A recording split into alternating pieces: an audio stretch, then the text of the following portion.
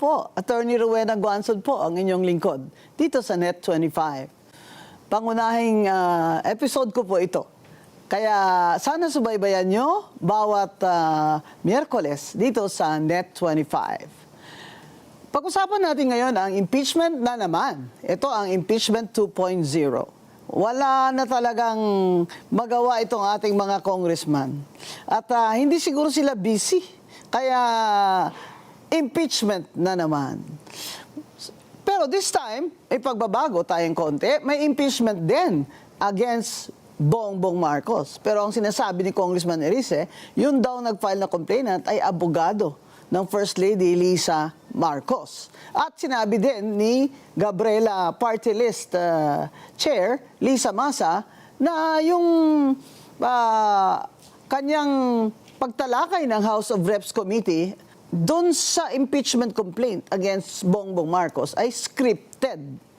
Ang tanong talaga ng mga kababayan natin, maniniwala pa ba kami sa inyo? Sa mga pinaggagawa nyo, sa flood control, kickbacks nyo, sa mga substandard projects na mga allocables nyo, mga congressman, hindi naman lahat, ano po? Pero maniniwala pa ba kami? Maniniwala pa ba ang mga tao sa inyo? Na impeachment na naman ang pinaka-importanting trabaho ng ating House of Representatives ngayon. Tingnan po natin ang Committee on Justice. Ano nangyari kay Congressman Abante? Biglang nag-walk out kasi pagbobotohan yung sufficiency in form ng complaint ay talo siya. Siya lang ang no. Di ba? Yes sila lahat. Siyempre, pati ba nga BBM na congressman?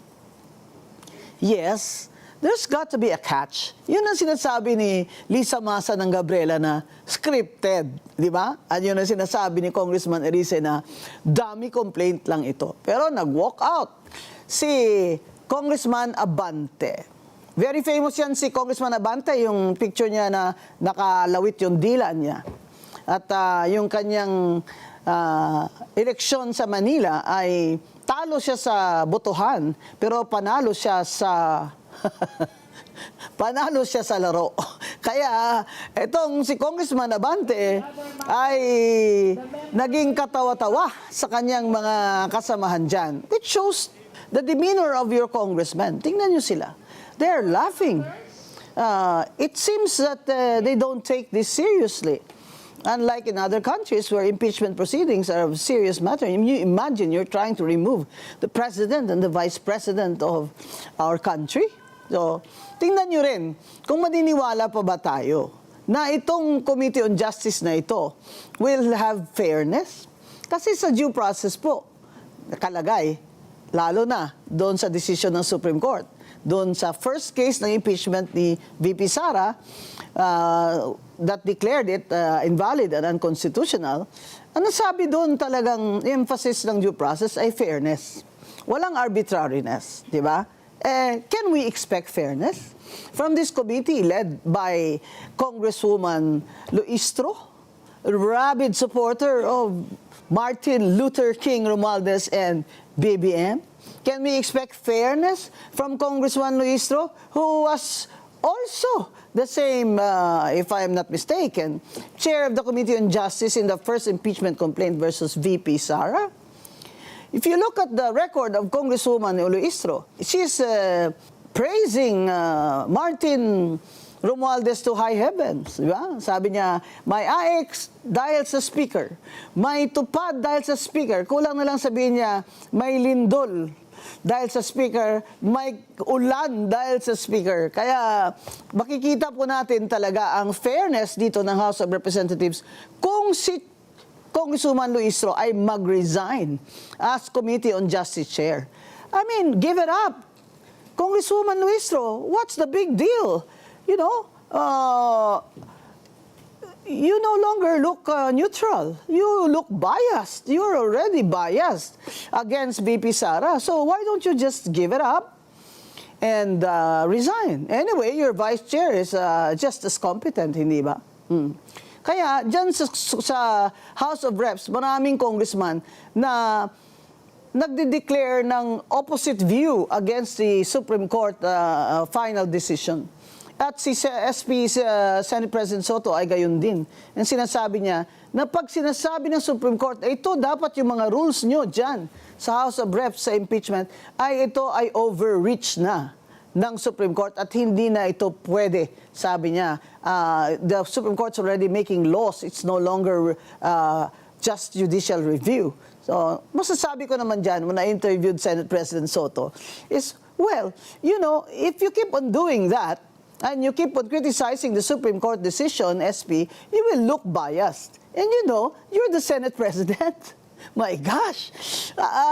It's better that you just lay it to rest and then continue the work there, is it not? Kung aakyat po ang impeachment sa inyo, ano po ang gagawin nyo? Sabi niya, gagawin ko po yung ayon sa aming mga patakaran. Well, that's great, right?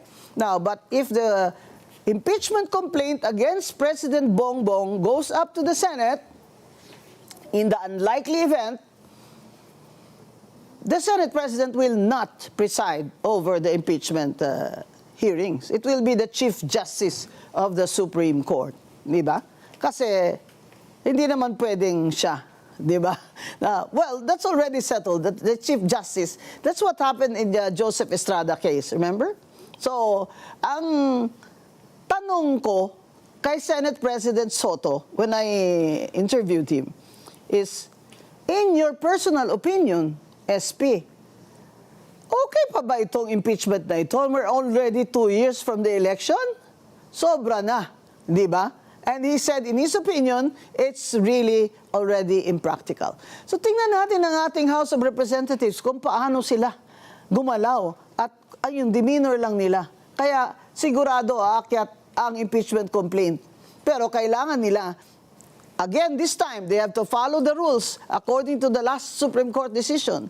They have to refer it to the committee, and then they have to bring it to the plenary, the complaint, and then all congressmen and congresswomen, and of course, the Vice President Sara, must have a copy of the complaint.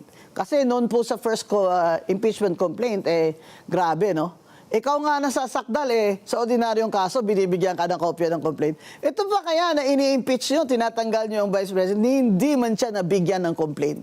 Kaya mga kababayan, maasahan ba natin ang ating House of Representatives na magiging fair sila at magiging objective sila?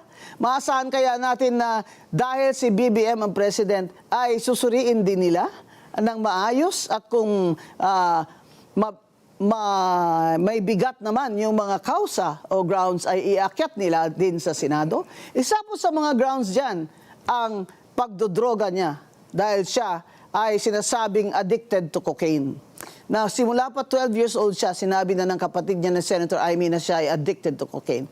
Ang sinabi naman ni Congresswoman Leila de Lima na hindi yun sapat na betrayal of public trust. Pag-uusapan ho natin yan uli. Pero sa ngayon pa lang, kung nagdodroga ho at nagko-cocaine ang presidente, ano yan? Nung tumakbo siya, sabi niya, of sound mind siya and body and healthy and, you know, he's not committing any crime. He's committing a crime. He is committing a crime every day when he snorts cocaine, and his decision-making prowess is going to be unstable and erratic and unreasonable. Yan po ang resulta dun sa ground of the impeachment complaint against him that he is addicted to cocaine. Not by itself, but that it impairs his cognitive functions and it impairs his decision-making process, and that's why he cannot be a good president of our republic. Abangan po natin dito sa Mga Pilipinas. Ito po si Attorney Rowena Guanzon.